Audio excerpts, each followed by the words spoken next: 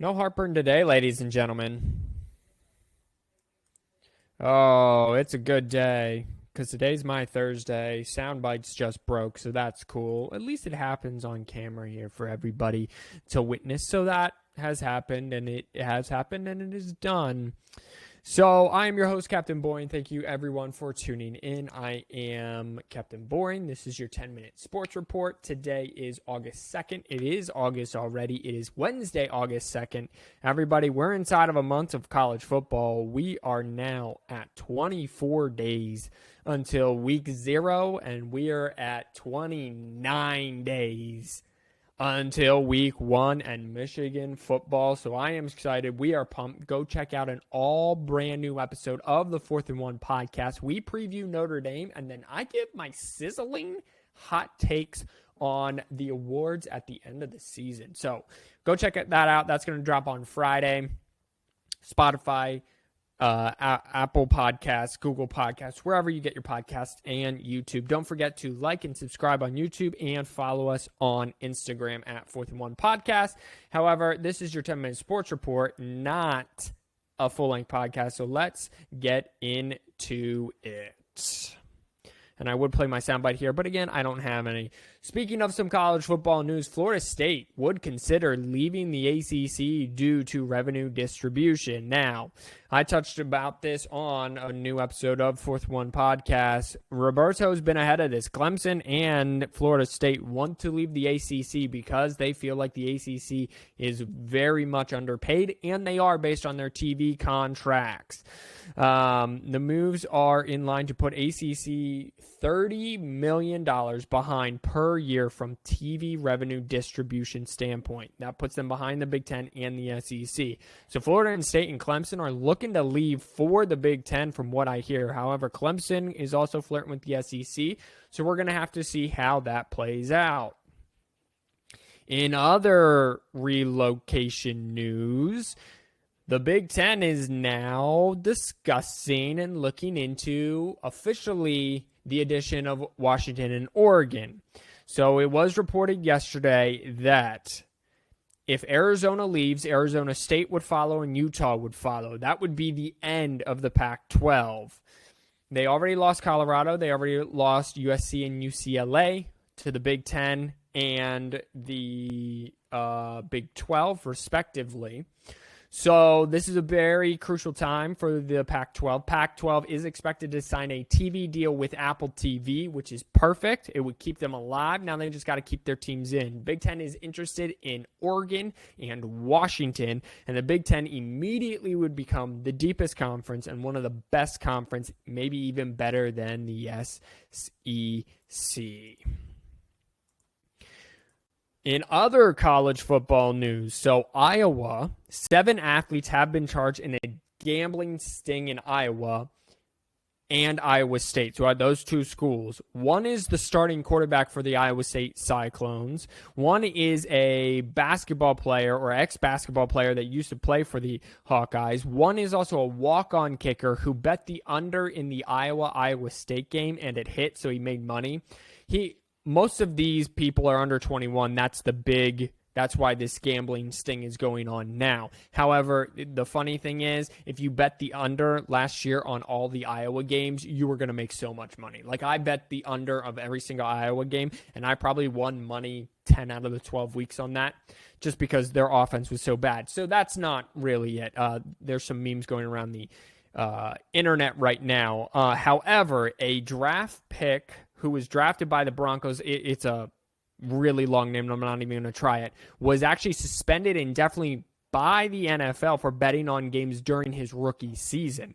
So this has kind of been an ongoing thing. So right now, Hunter Decker, the Iowa kicker, and Aaron Eulis, the basketball player, they're all under 21, which is why this thing is happening. However, they all can face possible loss of eligibilities for violating the NCAA gambling rules.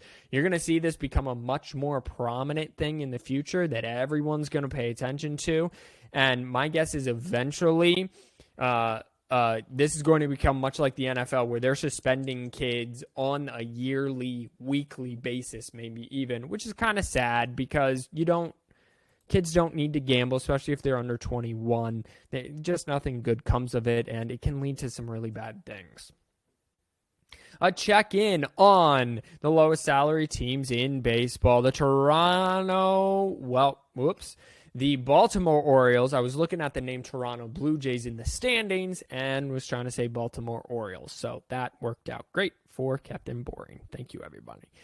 The Baltimore Orioles are on a 3-game winning streak. They beat the Yankees 9-3, and then they beat the Toronto Blue Jays 4-2 and 13-3. They are 66-41. They sit atop of the AL East, and the Tampa Bay Rays themselves are also on a 3-game winning streak. They beat the Astros 8-2, the Yankees 5-1, and the Yankees 5-2. So they still sit 1.5 games back. They're 66-44. They sit 1.5 games back of the Toronto. Oh my! I did again. The Baltimore Orioles. I apologize. This is not my best showing, but then again, go tell me in the comments what 10-minute sports report has been my best showing, and then I'll tell you why it's not. Mention in the comments, what is your favorite type of dessert? I love dessert. I have a sweet tooth. I need to know what everyone's favorite type of dessert is. I think mine is anything with peanut butter in it. It's changed over the years. I'm a more mature man at 29. Just had a birthday 3 weeks ago. What is your favorite type of dessert? Let me know. It has been decided. The Cincinnati Reds, they are kind of up and down. They beat the Dodgers 9-0, beat the Cubs 6-5, and then got clobbered by the Cubs 20-9. So they are on a 1-game losing streak. They are 59-50. However, the Milwaukee Brewers are also on a 1-game losing streak. So the Cincinnati Reds sit 1 game up in the NL Central for first place there. Just to check on the standings kind of overall, and I'll give you all of the division leaders. The Baltimore Orioles sit 1.5 games up on the Tampa Bay Rays. The Minnesota Twins sit 2.5 games up on the Cleveland Guardians. The Texas Rangers are now tied for first, along with the Houston Astros, for first place in the AL West. So the Astros are 7-3 in their last 10. The Rangers are 3-7 in their last 10. So the Rangers just traded for Max Scherzer, and the Houston Astros just traded for Justin Verlander. Max Scherzer and Justin Verlander were on the same Mets team. Mets traded both these pitchers away, and now they're going to compete against each other for the AL West. It should be noted that a Houston pitcher by the name of...